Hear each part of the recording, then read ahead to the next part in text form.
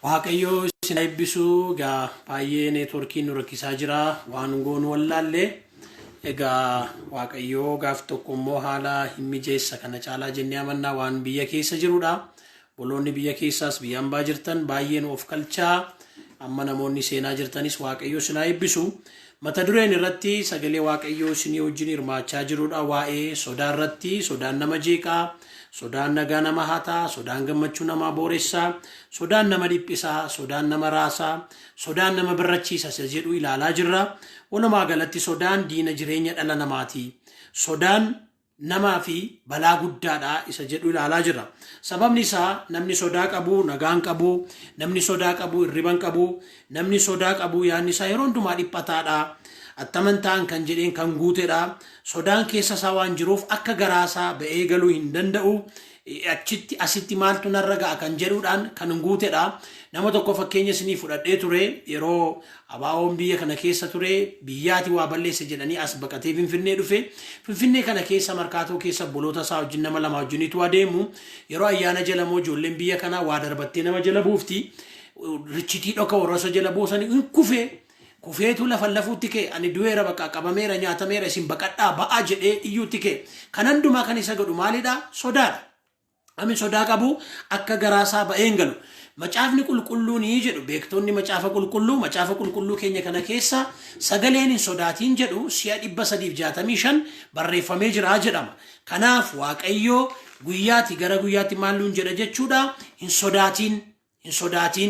sodaatiin jedha. Ammas Waaqayyo sodaa kana nurraa cabsuu barbaada. Seera uumamaa boqonnaa 15 lakkoofsa 1 gubbaarraa Waaqayyo Abrahaamitti mul'ate akkasittiin jedhe hin sodaatiin yaa Abrahaam ani gaachana keetii gatiin kee guddaan taa'edha. Abrahaam waan sodaatu qaba, qabeenya qaba, horii qaba, garuu dhala hin qabu. Nama mana koo taa'u Eleezertu na dhaala jedheetu sodaa keessa jira wanta ta'eef. Sodaan immoo gosa baay'eetu jira. Akkaataa sodaan namatti dhufu sodaan inni jalqabaa sodaa namni ofima isaan ofitti fiduudhaa jenne. Sodaa namni ofima isaan ofitti fidu. Sodaa ofima isaatiin taa'ee yaadee namni ofitti fidudha. Of keessatti taa'ee yaadee sodaa namni ofitti fidudha.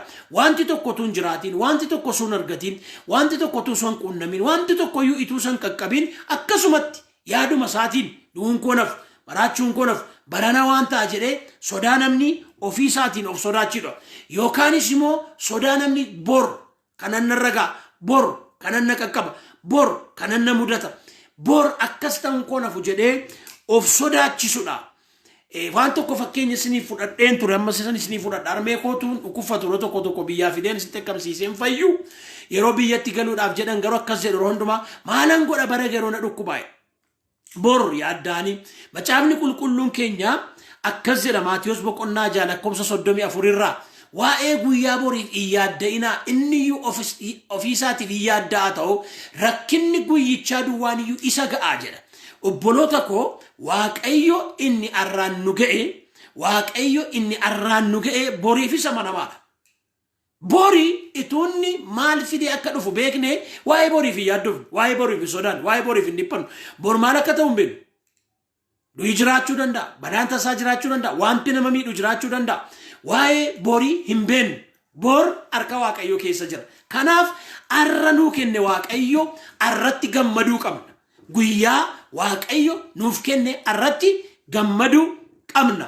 Sodaa inni lammaffaan sodaa karaa namaa namatti dhufu. Wanta namni namatti odeessurraan kan ka'e, wanta dhageenyurraan kan ka'e, wanta dubbisnurraan kan ka'e sodaa nutti dhufuudhaan kun immoo barri keenya kun immoo bara oduuti, bara informationiiti, bara oduun sodaachisaan, oduun nama yaaddeessu, oduun nama dhiphisu. Haasaan nama yaaddeessu, haasaan nama dhiphisu, haasaan nama jeequ keessatti baay'atee jirudha barri kun. Namoonni tokko immoo jiru. Haasaan isaanii, oduun isaanii akkasumaan kan nama yaaddeessu, kan nama sodaachisu, garuu dhugaa kan hin taane, soba kan ta'e, dhara kan ta'e. Yommuu haasa'an garuu harrab isaanii kanaaf dibamaadha wanta ta'eef kan nama yaaddeessan, kan nama sodaachisan jiru. Macaafa qulqulluu keenya keessattis waan akkasii tokko argina.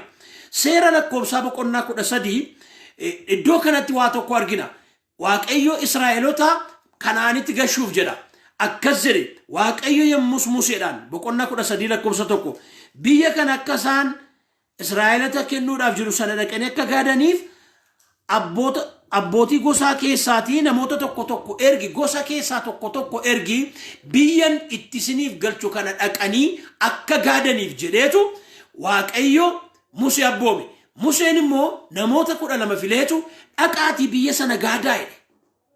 Museen biyya kanaan akka gaadaniif yemmuu isaan argee karaa gara mirgaa bitaatti gara gaarotaatti ol ba'anii biyyicha akkam ta'e ilaalaa. Namoonni achi keessa jiraatanis jajjaboo yookiis dadhaboo baay'ina yookiis muraasa akka isaan ta'an ilaalaa. Biyya namoonni attamii akka keessa jiraatan ilaalaa. Biyyichi yookiis gaarri isaa waan akka fakkaatu ilaalaa. Lafichi maal akka fakkaatu ilaalaa. Dhaqaatii gaadaati yookaan sallalaa jechuudha. Deebi'aa kottaa yoo dandeessan achiitii mukeetii biyya sanaa wayinii biyya sanaa yeroo isaa yeroo wayinii ija kennu waan ta'eef fidaa kottaa ittiin jedhe. Namoonni kun egaa information kana fudhataniitu ajaja Musee kana fudhatanii biyya kanaan gaaduudhaaf adeeman. Erga dhaqanii deebi'anii booddee garuu iddoo lamatti hiraman. Namoonni 10 waan biraa jedhan, namoonni 2 waan biraa jedhan. Akkas jedhan isaan Museetti nuyi biyyattiitti nu ergite sana dhaqneerra. Inni biyya aannaniif damma baasuudha. Ilaa wanti inni baasu kunooti jedhan. Isa booddee garuu namoonni biyya sana keessa jiraatan jabjaboodha. Mandaroonni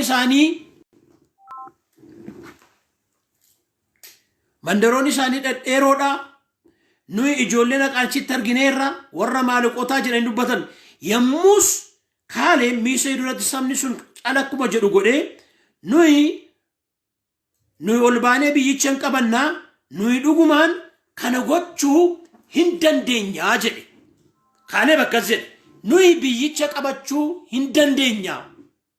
Waaqayyo biyya kana nuuf kennaa yommuu inni jedhu warri 10 immoo akkas jedhan. Namoonni warri isaa wajjin ol ba'anii turan immoo isaan nu caalaa jajjaboo waan ta'aniif nu isaan rukutuu hin dandeenyu waan isaan odeessan. Itti fufaniis waa'ee biyyicha sagaadanii turanii Israa'eelotatti gidduutti oduu gadhee odeessuutti ka'ani.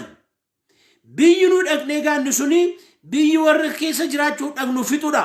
Namoonni achi keessatti argaman hundinuus dhedheeroodha. Nuyi achitti namoota hojjaa humna cannu caalan argineerra. Nuyi ofuma keenyaayyuu fuula isaanii duratti quruphisa fakkaannaa hin dandeenyu. Oduun kun egaa Israa'eelota gidduutti odeeffame. Odichi oduu dhugaa miti. Oduu sobaati. Oduu dharaati. Oduu gadheedha. Isa booddee sabni akkas jedhe. Halkan sana guutuu waldaan sagalee ol fudhatee iniyye. Waldaan Israa'el guutummaatti Museef Aanoor irratti guungumanii. Waan dhugaa miti. Waan sirrii miti. Waan qabatamaa miti. Oduu gadheerraan kan ka'eeti iyyuutti ka'an. Maal taatuuti Gibxiin baane ta'e. Achittitu dhumneerra ta'e. Musee irrattis hin ka'an. Guutummaan waldaa Israa'el Musees dhagaadhaan rukutuu barbaadan. Kaalebiinis dhagaadhaan rukutuu barbaadan. Akkas jedheeru jarana Waaqayyo yoo nutti gammade biyya kana nuuf kennuu danda'a. Waaqayyo nu wajjin jiraati. Oduu gadhee kana dhageessanii hin sodaatinaa. Oduu dhageessarraan kan ka'e haasaa dhageessarraan kan ka'e yaa nama sodaachaa jirtu hin sodaatin. Waaqayyo inni si wajjin jiru hin caala. Waaqayyo inni si faana jiru hin caala. Sadaffaa sodaan attamitti namatti dhufa. Sodaan wanta arginurraan kan ka'e nuyi sodaannudha. Ishee kana na dhagaa. Wanta ija keenyaan arginu naannoo keenya buufatee jiru nu marsee jiru waan qabatamaa wanta beeknuudhaan kun immoo nu keessaa waan ka'e yaada miti oduu miti waan qabatamaa boleettiiku sin gaafadha maa innarra naannoo koo buufatee si marsee si sodaachisaa kan jiru isa si wajjin jiru humna gargaarsa Waaqayyoo ammati arguu dadhabdutti arka keetiin qaqqabaa ija keetiin ilaalaa naannoo keetiin kan si sodaachisaa jiru maayin yeroo tokko waanuma sirrii waanuma qabatamaa wanti nutti dhufuu danda'a nu mudachuu danda'a nu argachuu danda'a. Macaafa qulqulluu keenya keessatti waan akkasii tokko argina. Raajii Elsaayi jedhamu tokkotu jira. Bara warri Sooriyaa jiran keessa waan warri Sooriyaa hojjetanii dinqa isaa keessa taa'e argeetu mootii warra Israa'elitti hima. Gaaf tokko mootichi rakkate eewudha nu keessaatii namni oduu kana odeessuu dhaqeetti mu iccitii keenya kan gadi baasu eenyudha jennaan numichi nama tokkotu jira Elsaayi nama jedhamu nama Waaqayyo tokkotu jira gola isaa keessa taa'eetu iccitii kana bira ga'a jennaan dhaqaa qabaa fidaa jedhee mootota boqonnaa 2 lakkoofsa boqonnaa 6 lakkoofsa 15 dubbisa dhaqaati Elsaayin qabaa fidaa jedheetu loltootatti erge. Loltoonni lafa Elsaayi jiru sana dhaqanii marfanii buufatanii ta'an ganama barii Naa'oon Elsaayi yommuu gadi ba'u konkolaataaf fardeeniif loltoota arge. Ol deebi'ee akkas jedhe wayyooka yaa nama Waaqayyo du'uu keenya baduu keenya jedhe. Ennaan Elsaayi gadi ba'eeyyuu ilaaluun dhanne akkas jedhe naa'osaa sanaan inni nu wajjin jiru isa isaanii wajjin jiru irra caalaa hin sodaatin. Hallelujah.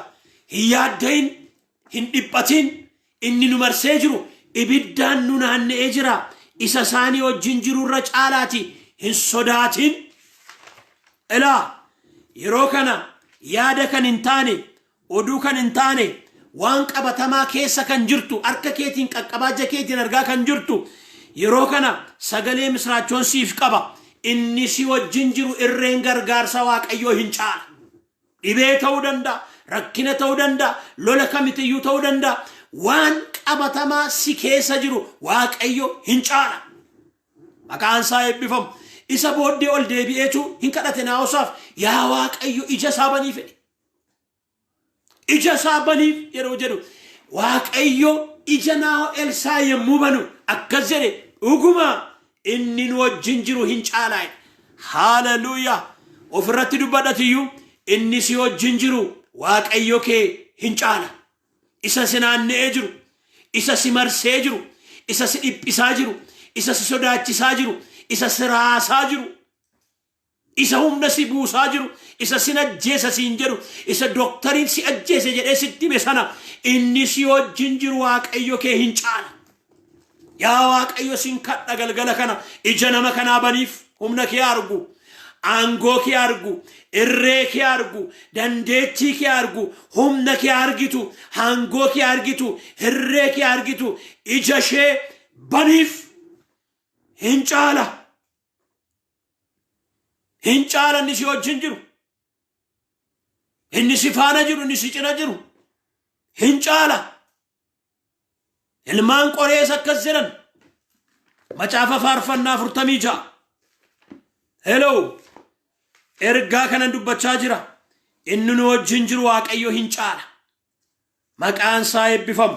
Macaafa faarfannaa 46 lakkoofsa 1-2 dubbii Waaqayyo kana nan dubbisan mi'a dubbii Waaqayyo. Waaqayyotti nuyi kooluun galla. Inni humna keenya. Inni rakkina keessatti gargaaraa ta'uunsaa beekameera. Kanaafis lafti yoo diddiiramte iyyuu tulloonni urgufamanii galaana walakkaa yoo buufamanii iyyuu nu hin sodaan. Hallelujah. Dhaggeeffadhaa waan jarroonni kun jedhan ilmaan Qoree. Nan dubbisa. Kanaafis lafti yoo diddiiramte iyyuu tulloonni urgufamanii galaana walakkaa yoo buufamanii iyyuu hin sodaan. Lafti raafamee eenyutu sodaatu? Sochiin lafaa ta'e eenyutu sodaatu? Tulloonni kun urgufamanii galaana walakkaa yoo buufaman eenyutu sodaatu? Wantichatu wanta nama sodaachisu ta'uu dideennaan miti. Wanta nama dhiphisu, wanta nama yaadisu, wanta nama sodaachisu ta'uu dideennaan miti. Isa isaanii wajjin jiru beeku malee.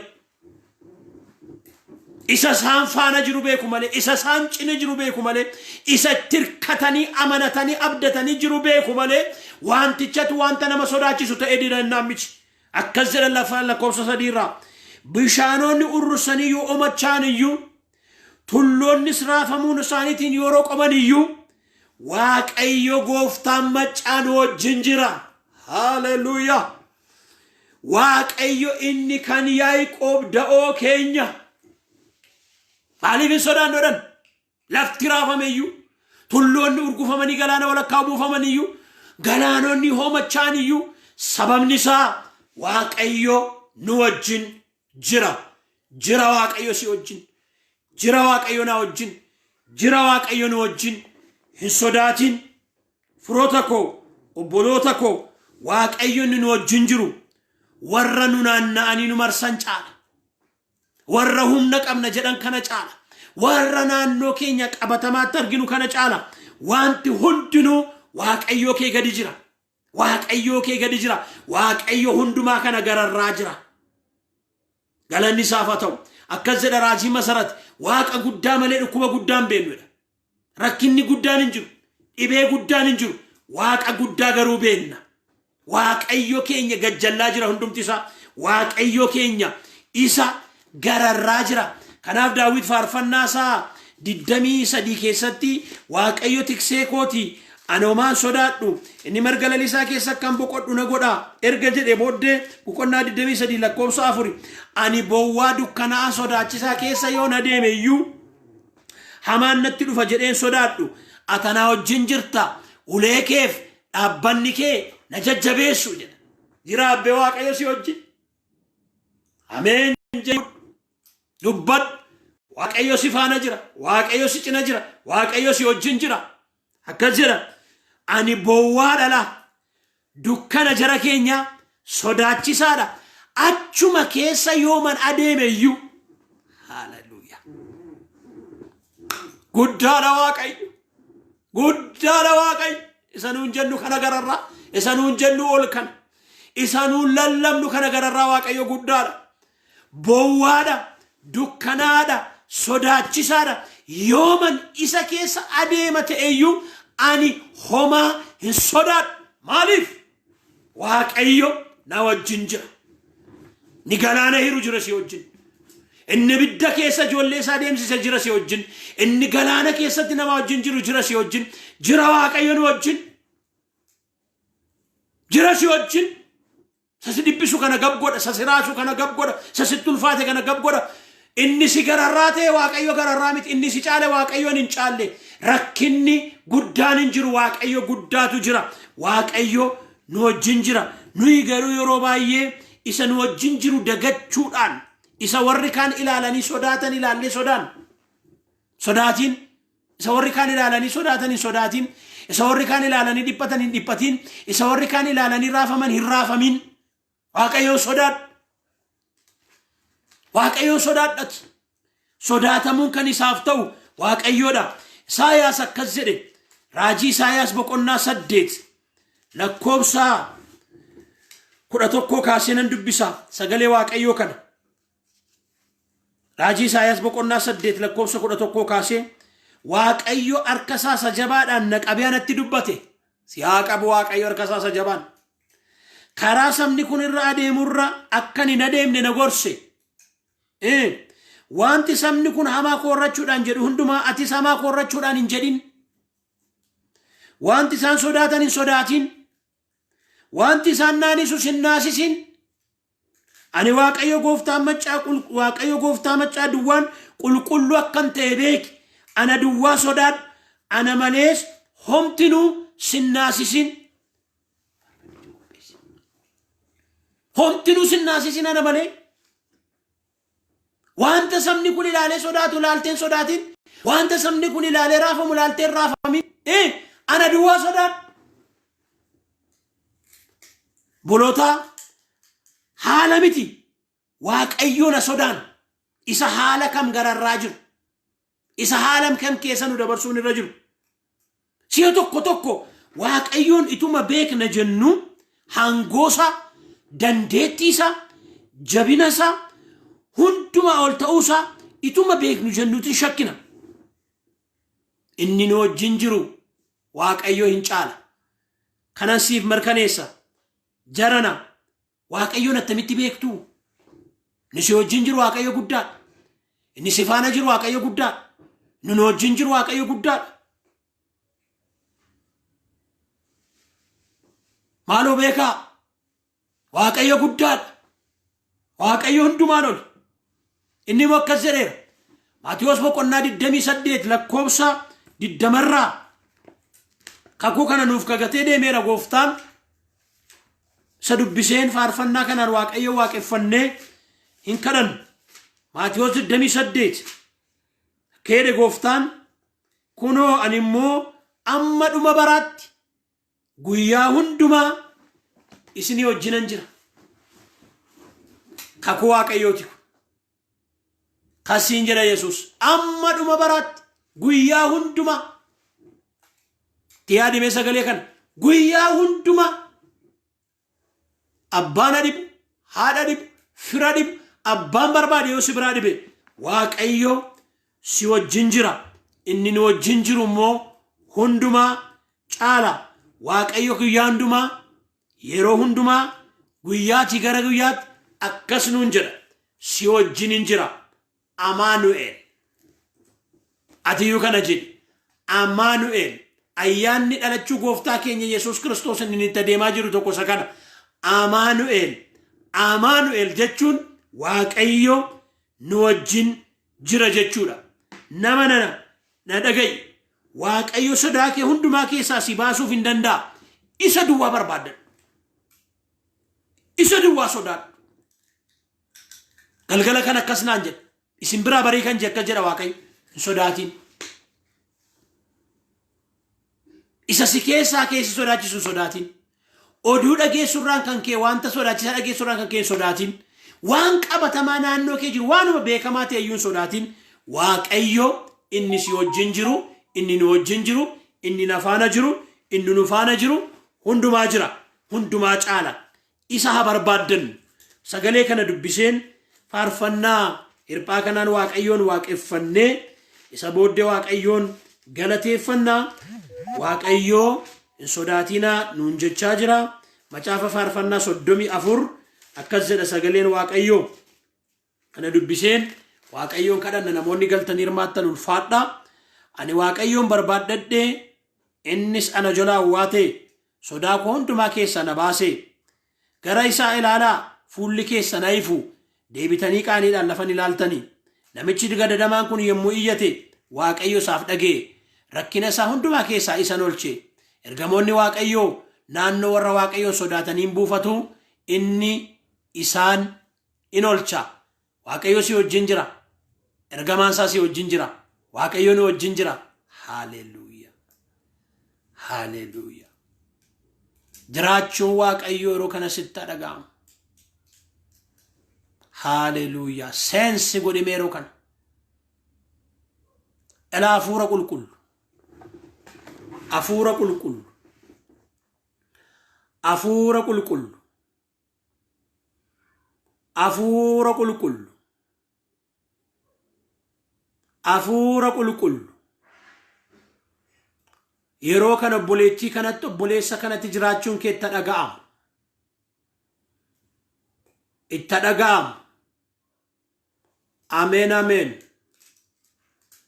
Argamuun kee itti dhaga'ama. Harka koo nama kanaaf ol kaaseera. Obboleettii kanaaf ol kaaseera. Obboleessa kanaaf ol kaaseera.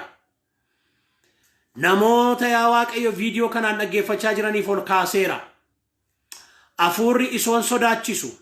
Argamuu kee irraan kan kee naannoo ishee gadhiisee haa baqatu. Waanan sodaadhu waan qabatamaatu jira namni jettu siin kadhadha. Waan qabatamaa. Doktariin natti meera waan jettu. Kimiin natti meera waan jettu. Qabatamaadha kun na keessa jira. Dhiiga koo keessa jira. Dhagna koo keessa jira waan jettu. Amani. Waaqayyo inni si wajjin jiru isa si keessa jiru caala. Isa doktariin sitti hime caala. Maqaa gooftaa maqaa Yesuusiin. Haleluuyaa. Badi keessa. Kaanserii haa ta'u. HIV haa ta'u. Kalee feel godhe haa ta'u. COVID yaa ta'u dhukkuba qorichaan qabne isa kamiyyuu wanti qabatamaan nama kana harkisaa jiru gooftaa ko habadu irraa amanaa fudhadhaa habadu irraa humna maqaa Yesuus keessa jiru humna maqaa Yesuus keessa jiru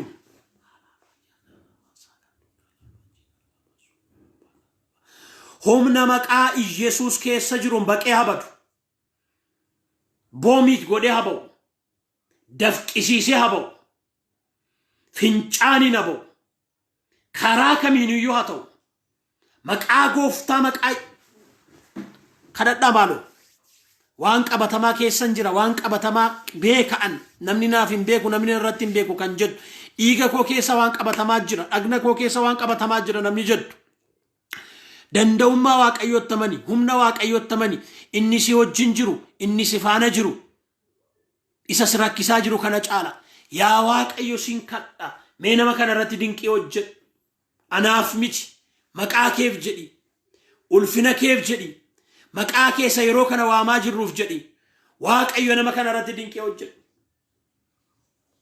humni fayyisuu Yesuus yeroo kana si argatu boqodhuu buli rafii buli nagaa argadhuu buli kadhadhu simbaa sadu harka simbuu sadu harka du'i yeroo malee sin nyaatiin du'i karaa malee sin nyaatiin maqaa Yesuusin sin nyaatiin afuurri du'aa sirraa haa cabu ergaan du'aa sirraa haa cabu humni du'aa sirraa haa cabu cabseera wanti si sodaachisu inni kamiyyuu sammuu keerraa laphee keerraa dhagna keerraa qaama keerraa maqaa Yesuusin kan bade haa ta'u hin danda'a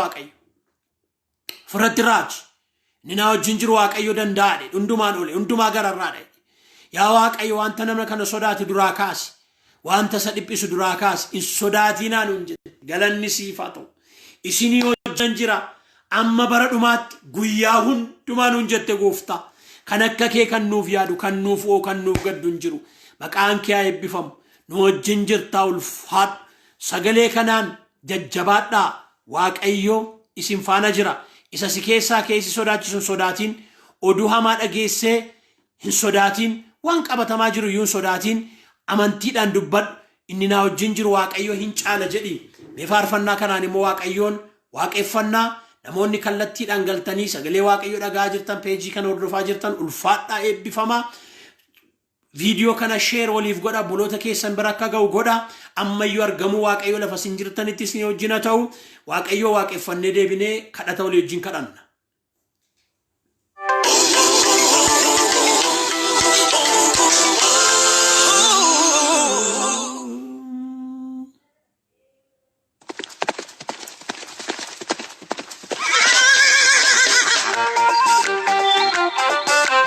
waaqayyo ke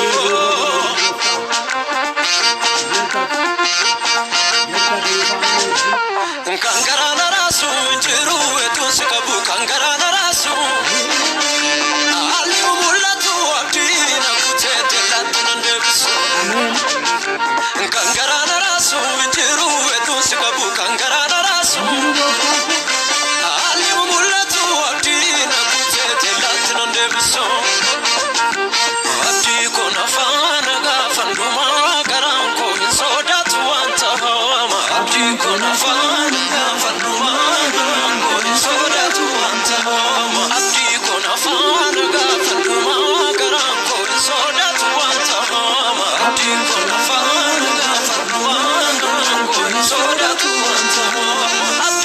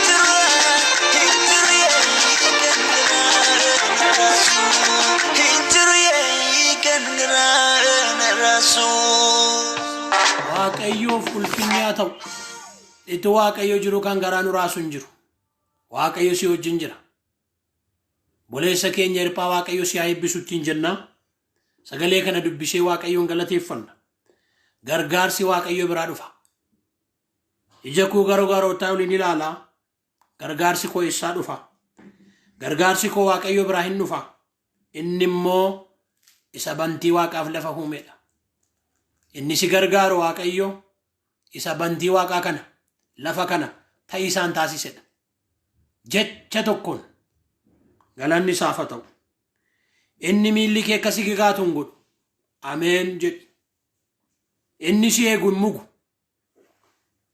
kunoo inni si eegu matumaa hin mugu hin rafu waaqayyo si eega waaqayyo gaaddisa keeti inni gara mirga kee jira guyyaa aduun sin rukutu halkan jiinni sin miidhu waaqayyo hamaa hundumaatti si eega inni jireenya kee eega waaqayyo gad ba'uu kee ol galuu kees ammaa jalqabee amma bara baraatti in eega. Come on. Hodhu dubbii waaqayyo. Waaqniif lafti darbuutu salphata dubbii waaqayyo darbuura. Waaqayyo gadi ba'uu kee ol galuu kees ammaa jalqabee amma bara baraatti in eega. Yaa waaqayyo galanni siif haa ta'u.